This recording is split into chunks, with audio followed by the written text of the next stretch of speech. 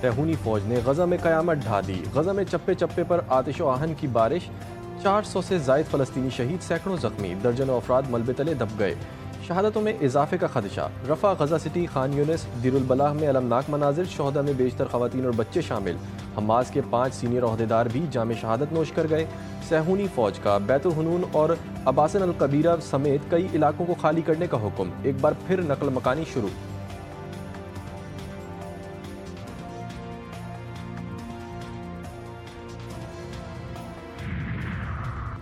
Hamas نے اسرائیلی حملوں کو اسیروں کے لیے سزائے موت قرار دے دیا۔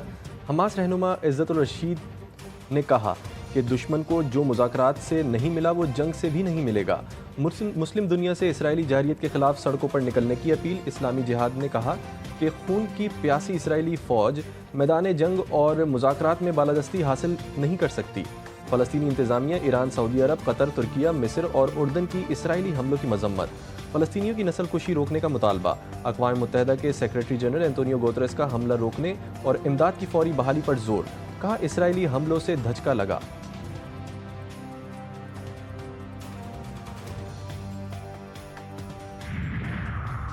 امریکہ اور روس کے صدور میں ٹیلی فونک رابطہ، صدر پیوٹن یوکرین کی توانائی کے اہداف پر حملوں کو 30 دن کے لیے روکنے پر رضامند۔ روسی صدر نے کہا کہ وہ یوکرین جنگ کے خاتمے کے ممکنہ طریقوں پر امریکہ کے ساتھ کام کرنے کے لیے تیار ہیں۔ وائٹ ہاؤس کا کہنا ہے کہ مشرق وسطیٰ میں یوکرین کے لیے تازہ امن مذاکرات فوری طور پر شروع ہوں گے۔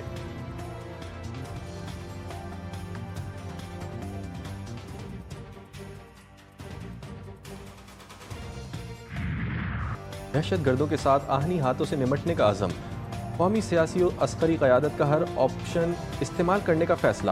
اسپیکر قومی اسمبلی کی سربراہی میں ہونے والے پارلیمانی کمیٹی برائے قومی سلامتی کے اجلاس کا اعلامیہ جاری کر دیا گیا۔ اعلامیہ کے مطابق قومی سلامتی کی پارلیمانی کمیٹی نے دہشت گردی کی حالیہ کارروائیوں کی شدید مذمت کی۔ قومی سیاسی و عسکری قیادت کا دہشت گردوں اور خوارج کے ساتھ آہنی ہاتھوں سے نمٹنے کا فیصلہ۔ قیادت نے دہشت گردی کے مکمل خاتمے کے لیے تمام وسائل بروئے کار لانے کا فیصلہ کیا ہے۔ عسکری قیادت کی ملک میں حالیہ دہشت گردی کے واقعات پر بریفنگ، شرکاء کو اہم شواہد کے ساتھ صورتحال سے آگاہ کیا گیا۔ اجلاس میں سیاسی و عسکری قیادت کی شرکت، پی ٹی آئی، MWM، سنی اتحاد کونسل اور محمود خان اچکزئی کا اجلاس کا بائیکاٹ۔ وزیر داخلہ محسن نقوی، صدر نون لیگ نواز شریف اجلاس سے غیر حاضر۔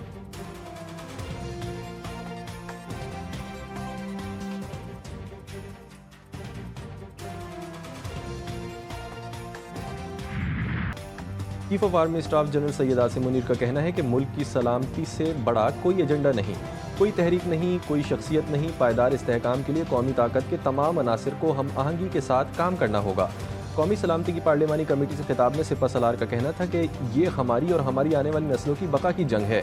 ہم گورننس کے گیپس کو کب تک افواج پاکستان اور شہداء کے خون سے بھرتے رہیں گے؟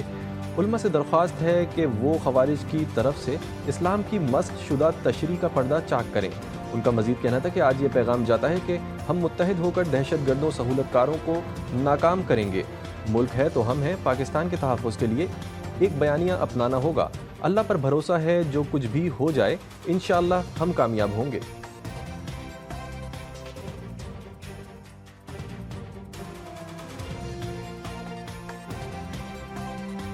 قومی سلامتی کی پارلیمانی کمیٹی نے دہشت گردی کی حالیہ کارروائیوں کی واضح الفاظ میں شدید مذمت کی اور متاثرہ خاندانوں کے ساتھ گہری یکجہتی کا اظہار کیا۔ انسداد دہشت گردی آپریشنز کے انعقاد میں سیکورٹی فورسز، قانون نافذ کرنے والے اداروں کی بہادری، شجاعت اور پیشہ ورانہ مہارت کو سراہتے ہوئے دہشت گردی کو اس کی تمام شکلوں میں ختم کرنے کے لیے پاکستان کے غیر متزلزل عزم کا اعادہ کیا۔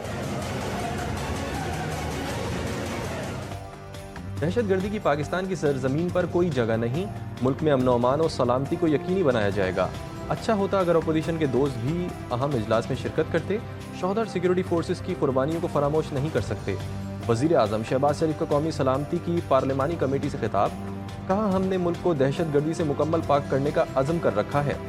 ملک میں امن و امان اور سلامتی کو یقینی بنایا جائے گا۔ دہشت گردی کے خلاف جنگ میں پوری قوم متحد ہے۔ دہشت گردی کو ہر صورت شکست دیں گے۔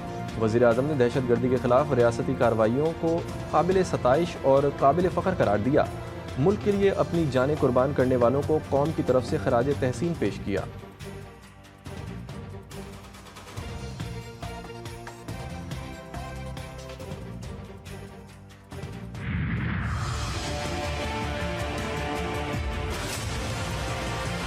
जब तक हमारी इमरान खान से मुलाकात नहीं होती, ये अमल आगे नहीं बढ़ सकता, हम इसमें शामिल नहीं हो सकते। इसलिए आज जो सिक्योरिटी कमेटी की मीटिंग बुलाई गई है उसमें हम शामिल नहीं होंगे। अली अमीन खान साहब चीफ एग्जीक्यूटिव है एक सूबे के, उनका वहाँ पे होना, किसी भी जगह पे होना, वो एज चीफ एग्जीक्यूटिव वहाँ पे जा रहे हैं क्योंकि डे टू डे अफेयर्स उनके होते हैं। इमरान खान को ऑन बोर्ड लिए बगैर आप जो भी फैसले करेंगे और जो भी इकदाम करेंगे वो अवामी हमायत के साथ नहीं होंगे, जिसके नतीजे में मतलूबा नतीजे भी हासिल नहीं हो सकते। लिहाजा अगर पाकिस्तान के मसाइल हल करने हैं, अमन व अमान के मसाइल हल करने हैं पाकिस्तान के, और कोई स्टैंड लेना है तो फिर आपको उसके मुताबिक कदम उठाने करें। तहरीक इंसाफ का कौमी सलामती कमेटी के इजलास का बायकॉट, पीटीआई रहनुमाओं की प्रेस कॉन्फ्रेंस। बैरिस्टर सलमान अकरम राजा ने कहा कि हमारा मुतालबा है कि बानी पीटीआई को पे रोल पर रिहा किया जाए ताकि वो ऐसे इजलास में शिरकत कर सकें।